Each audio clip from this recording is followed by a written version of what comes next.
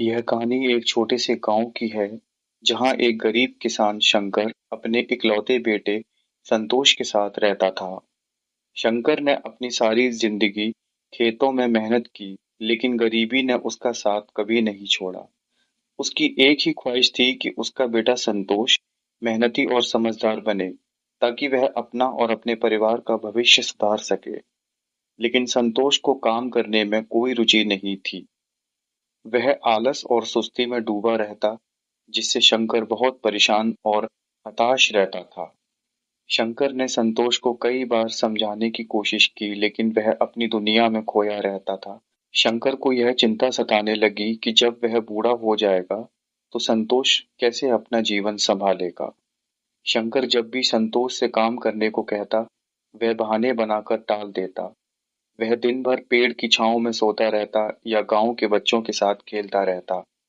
शंकर को यह देखकर बहुत दुख होता था कि उसका इकलौता बेटा काम करने से दूर भागता है। संतोष का आलस अब उसकी आदत बन चुकी थी।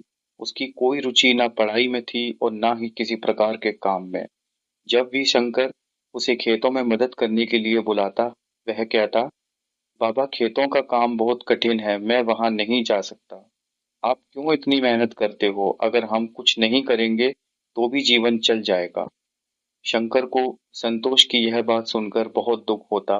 वह सोचता, मेरे बाद यह लड़का क्या करेगा? अगर आज यह काम नहीं सीखेगा, तो भविष्य में यह कैसे अपनी जिम्मेदारियां निभाएगा? गांव के लोग भी संतोष के आलस और शंकर की हताशा को देखकर बातें बनाने लगे थे। गांव के बुजुर्ग शंकर से कहते, तुम्हारे बेटे का आलस उसे कहीं का नहीं छोड़ेगा। तुम उसे विद्या या काम दोनों में से कुछ सिखाने की कोशिश करो, वरना वह जीवन भर कष्ट में रहेगा। शंकर को जब यह समझ में नहीं आया कि वह संतोष को कैसे समझाए, तो उसे एक उपाय सूझा। गांव से कुछ दूर एक आश्रम था जहां एक विद्वान ऋषि भास्कर रहते थे। भास्कर अपनी ज्ञान और शिक्षा के लिए दूर दूर तक प्रसिद्ध थे। शंकर ने सोचा कि अगर वह ऋषि भास्कर से अपने बेटे की समस्या का समाधान मांगे, तो शायद कुछ रास्ता निकले। एक दिन सुबह सुबह शंकर संतोष को लेकर अपने साथ ऋषि भास्कर के आश्रम पहुंचा। आश्रम का वातावरण शांति से भरा था। ऋषि भास्कर अपने शिष्यों को शिक्षा दे रहे थे। शंकर ने झुककर ऋषि को प्रणाम किया और अपनी समस्या बताई। उसने कहा, हे ऋषि भास्कर, मेरा बेटा संतोष काम नहीं करता। वह आलस और सुस्त है। मैंने उसे हर तरह से समझाने की कोशिश की, लेकिन वह मेहनत करने से मना करता है। मैं अब हताश हो चुका हूँ।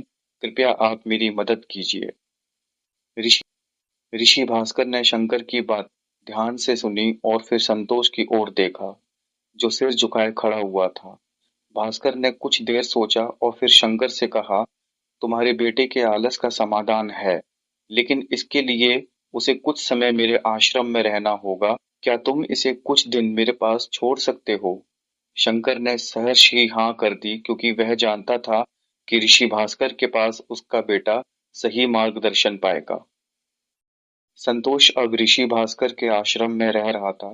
पहले दिन से ही उसे वहां के नियम और अनुशासन बहुत कठिन लगने लगे। सुबह जल्दी उठना, योग और ध्यान करना, दिन भर शारीरिक श्रम और अध्ययन करना, ये सभी बातें संतोष के लिए नई थी। वह सोचता, यहाँ तो गांव से भी ज्यादा कठिनाई है, मैं कैसे यहाँ रहूंगा? लेकिन ऋषि भास्कर ने उसकी यह शिकायतें नहीं सुनी। उन्होंने उसे आश्रम के सारे काम करने के लिए कहा। संतोष को रोज पानी भरना, आश्रम की सफाई करना और भोजन बनाने में मदद करनी पड़ती। इसके अलावा उसे विद्या भी पढ़नी होती थी।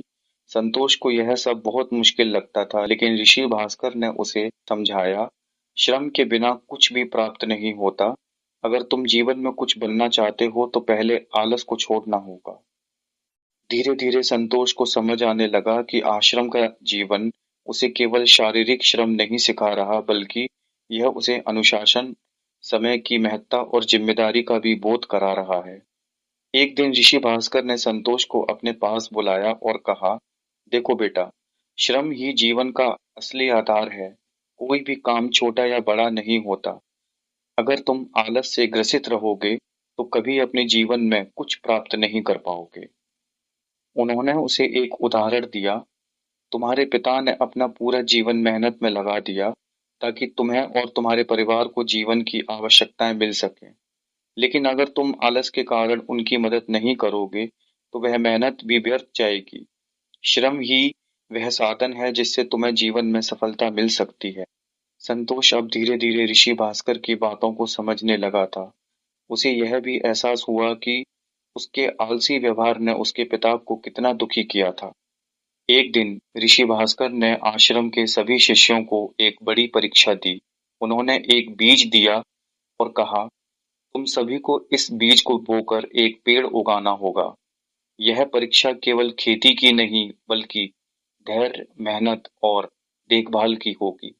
जो इस पेड़ को सबसे अच्छे से उगाएगा, वही असली मेहनतकश होगा। संतोष ने भी वह बीज लिया और उसे जमीन में बो दिया। अब उसे रोज उस बीज की देखभाल करनी होती थी। पहले कुछ दिन उसे कुछ नहीं दिखा, लेकिन उसने ऋषि भास्कर के सिखाए अनुसार धैर्य रखा और पौधे को पानी देता रहा। धीरे धीरे बीज अंकुरित हुआ और एक नन्हा पौधा जमीन से बाहर आया। संतोष को अपनी मेहनत का फल मिलने लगा। उसने समझा कि जैसे इस पौधे को बड़ा करने के लिए लगातार देखभाल और श्रम की जरूरत थी, वैसे ही जीवन में किसी भी सफलता के लिए मेहनत और धैर्य की आवश्यकता होती है। आश्रम में कुछ महीने बीत चुके थे और संतोष का आलसी स्वभाव अब पूरी तरह बदल चुका था। वह पहले से ज्यादा जिम्मेदार, मेहनती और अनुशासित हो गया था। उसे अब अपने पिता की कठिनाइयां भी समझ में आने लगीं। एक दिन ऋषि भास्कर ने उसे बुलाया और कहा, अब समय आ गया है कि तुम अपने घर लौटो और अपने पिता के साथ जीवन की जिम्मेदारियों को संभालो। विश्वास है कि अब तुम आलस छोड़ चुके हो। संतोष ने ऋषि भास्कर को प्रणाम किया और आश्रम से विदा ली। जब वह घर पहुंचा तो शंकर ने अपने बेटे के इस बदलाव को देखकर आंखों में आंसू भर लिए।